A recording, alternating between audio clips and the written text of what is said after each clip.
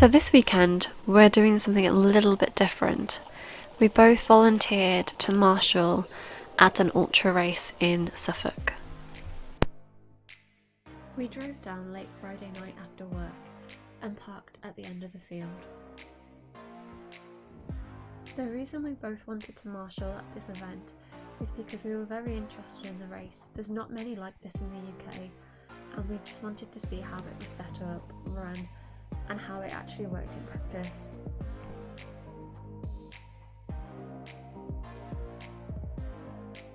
The setup was really well done. There were signs everywhere and hand gel stations. Obviously COVID is still playing a part on everyone's minds at the moment, and all precautions were taken during this race to social distance, gel your hands, face masks were worn. I can't help feeling that COVID did impact this race. There was over 30 race packs not collected by the end of registration. The race itself is a 4.167 mile loop that is done on the hour every hour until there's only one person left. The reason the laps are 4.17 miles is because if you make it 24 hours, it equates to 100 miles.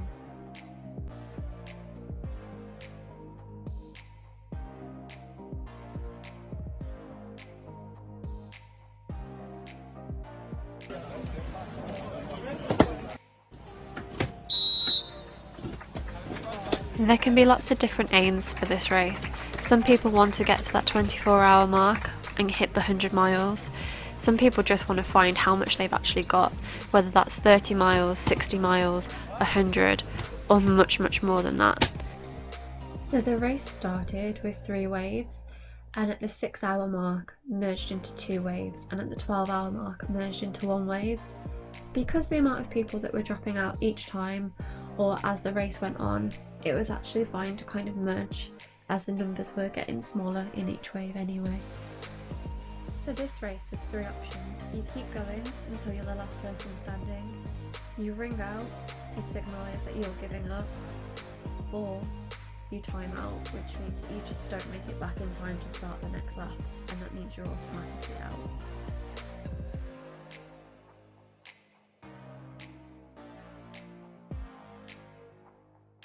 Just before it started to get dark, we headed out in order to crack the glow sticks, which would continue to mark the course through the night.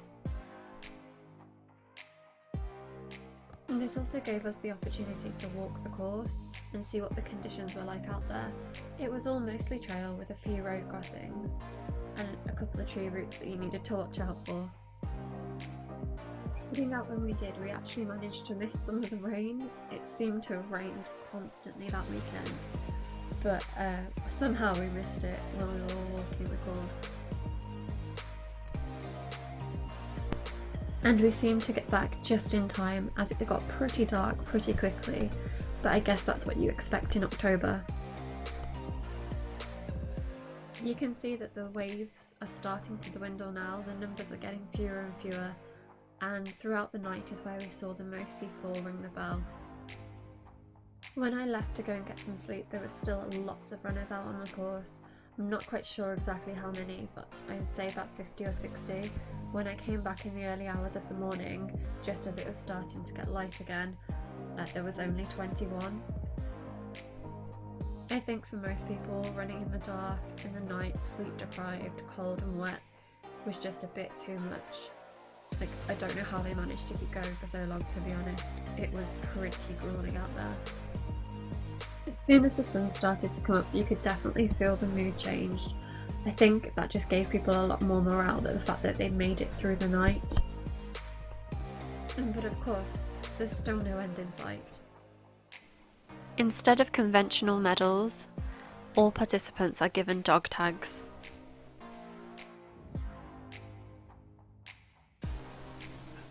For this event there is only one finisher. If you don't make it back in time or you ring out, it goes down as a DNF in the results.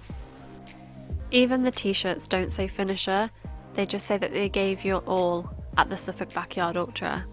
You didn't finish, only one person finishes. With the nature of this race, there's no actual finish time. It just depends on the last two people and how far they're willing to push each other. So even as marshalling had to ring the bell at some point, with work calling on Monday morning, we had to head off late Sunday afternoon. The current course record that was set this year is 41 hours, so the race actually finished at 5 AM on Monday after starting midday on Saturday. That is absolutely incredible. I have to say that this is an event that I would definitely be interested in doing. I don't know what my aims would be at the moment, but keep watching to see me train and prepare for this. Well, I know this is a little bit different to some of the other videos we've put out recently, but we just wanted to take the opportunity to marshal at a great event, get to know the ultra community a little bit more, and still travel while we can. I hope you enjoyed watching.